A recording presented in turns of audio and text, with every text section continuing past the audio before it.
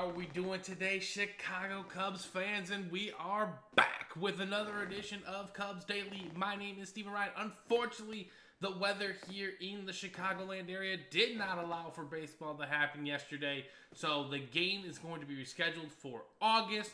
We're going to talk about PCA some more today, and I have a trade proposal that I want to hear your guys' thoughts on in the comments, and then we'll preview the quote-unquote series finale here in a few moments. But before we get into all that, I want to appreciate every single one of you who have hopped into the channel, taking the time to watch the videos, taking the time to comment, like, subscribe, the whole nine. You guys and gals are the absolute best. Let's keep this train rolling. We are on the road to 1,000 subs. So, due to the inclement weather yesterday, the Chicago Cubs did postpone the game against the Milwaukee Brewers. We were set to see their top pitching prospect versus Jameson Taillon, but that is not to be. That game is going to be rescheduled for August 18th. That is going to be a split-head doubleheader with the Brewers. Now, the Cubs did decide to push Taillon's start up a day, so he is going to be starting today, according to Cubs.com, but the Brewers have not announced their starter yet. So I'm genuinely curious to see what their choice is going to be today. The weather is still, it's cooler, it's a little muggy, it's not supposed to rain, so I imagine baseball is going to be happening today, so we'll preview that game in a few segments. But let's talk about the game on Tuesday night where PCA essentially put in the proverbial dagger against the Brewers, and Craig Counsell, the man himself, had to share his thoughts on the budding superstar. And again, he was in the post-game presser. He was asked, what are your thoughts on PCA? And Craig Counsell said, this is the highest level of center field he has ever seen a player play. And that is extremely high praise because Craig Counsell played in the 90s. He saw Ken Griffey Jr., okay? He saw the likes of Andruw Jones, some of the best center fielders of my generation, Jim Edmonds, etc., etc. PCA is playing at an unbelievable level. I know he's probably not putting up some of the numbers that a lot of those center fielders have put up in their career. Again, it's only really his second full season for the Cubs. But again, what PCA is doing is absolutely magical. PCA is the first Cub to have at least 19 home runs in the first 75 games since Sammy Sosa hit 26 all the way back in 2002. So again, the Cubs have been lacking a lot of power in the outfield, and PCA is providing that spark. He's also stolen 23 bases. Obviously, we know what he brings with the glove on a daily basis, but plug him in anywhere in the lineup, right? When he bat leadoff, he was unbelievable. He bats fourth, he's been fantastic. Fifth, sixth, etc., etc. PCA is truly developing into an all-around superstar that this game can market and grow upon with, right? Up there with the likes of Shohei Ohtani. He's leading the National League in WAR. He's having an absolutely incredible season, and I do expect it to continue. Now, I did make a personal TikTok on this one, and honestly, I want to hear your guys' thoughts. I'm going to make a bold claim, okay? The way he plays center field, okay? Just listen to me. The way he plays center field, it looks Ken Griffey-esque. I'm not calling him Ken Griffey Jr. Obviously, that's a full career that has to be played out. Ken Griffey is arguably a top 3 center fielder of all time. I know. I expect the comments. That means you didn't really listen to the video. All you heard me say is, he thinks he's Ken Griffey Jr. No. I'm saying it looks like it, okay? He makes center field look really easy, and that is not an easy position, okay? That catch he made on Tuesday, and then that's when the thought popped into my head. I was like, wow, that is Ken Griffey-like. And then in the next AB, he absolutely belted one 452 feet, just like Ken Griffey Jr. would, with a sweet left-handed swing. So again, I'm not calling him it. I just like the potential that I'm seeing. That's all. That's all I'm going to say on that front. Now, let's get into some trade fun, okay? I don't think this is an actual rumor. I don't think it's personally true. This is more of a personal greedy thing that I personally want out of the Cubs. I want Mason Miller of the Athletics, okay? And you're like, Steven, the bullpen's been fantastic. Yes, the bullpen has been absolutely fantastic. I truly cannot complain how well the bullpen has played and pitched.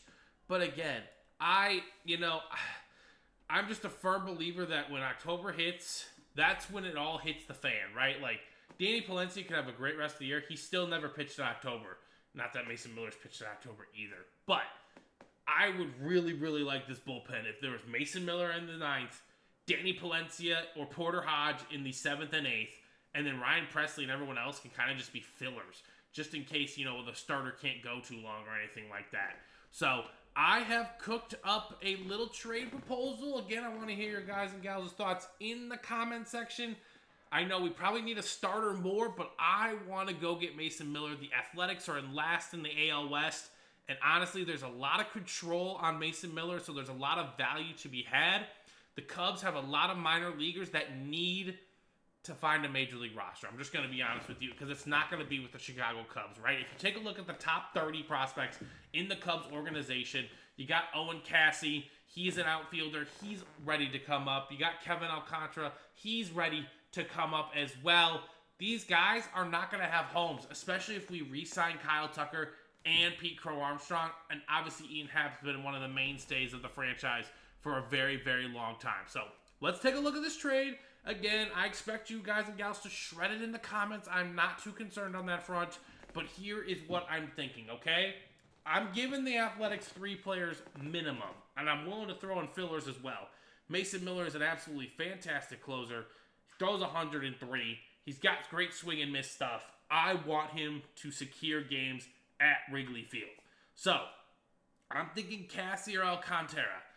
One of them has to go. We don't have room on the roster for them to play. Maybe next year one of them's a bench bat, but again, one of those two guys.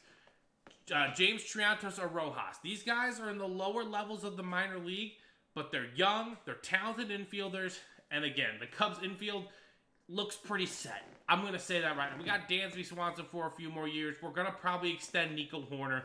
Matt Shaw, we have obviously a lot of control of, and Michael Busch still has a lot of control of left as well. And then the third and final piece, I think, is going to be Cowles or Long, who are both in AAA, and they both are playing fantastic. And again, just comes to the fact that we have the infield already set up. Now, I'm pitching out not all 6 of these players. It's a combination of 3 of these guys, okay? So Cassey or Alcantara, one of those 2, Triantos or Rojas, or Cowles or Long. I'm not saying give up any pitching. If they want pitching in return, I'm open to it. I know we got Birdsell. I know we have a lot of different options down there in the minors. The Cubs have obviously a great pitching lab on that front. But this is my proposal. I'm bare minimum going to give them 3 of these guys. Unfortunately, ladies and gentlemen, there's just no room at the big league level for them. So we might as well get as much as we can and secure the bag. Because what if Palencia gets figured out, right? What if Palencia isn't that? I know Mason Miller's that. He's all that in a bag of chips, okay? 104, 105 miles an hour. I'm all in on the Mason Miller train if the Cubs want to go out and get him. Now, if they want to use a combination of those guys to go out and get another arm like Sandy Alcantara or, maybe a lesser to extent Chris Sale, I'm okay with that as well. But those 3 guys, you secure the back end of that bullpen for the next 3.5 seasons, I'm all in on that if the Cubs pull that off. So, let's preview the series finale today, as the game was rained out yesterday, but the Cubs and Brewers are going to play at 1:20. We're going to have Jameson Taillon on the bump. The weather is going to be a little bit muggier. It's going to be wet. It's going to be humid, etc. It's a cooler day today, so hopefully the wind can blow out and some runs can be scored. But Jameson Taillon's going for his 7th straight quality start. He's been absolutely fantastic for the Cubs amidst all the injuries. We do have 1 year left on his deal.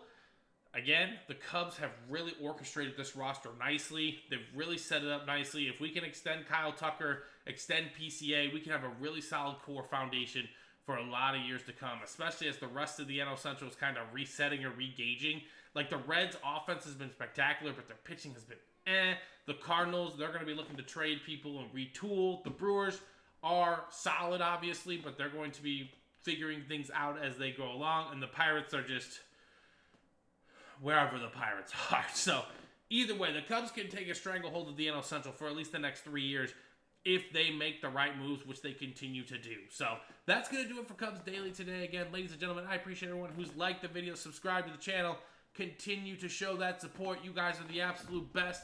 and we'll be back tomorrow with another one, and hopefully a Brewers sweep. Go Cubs, go!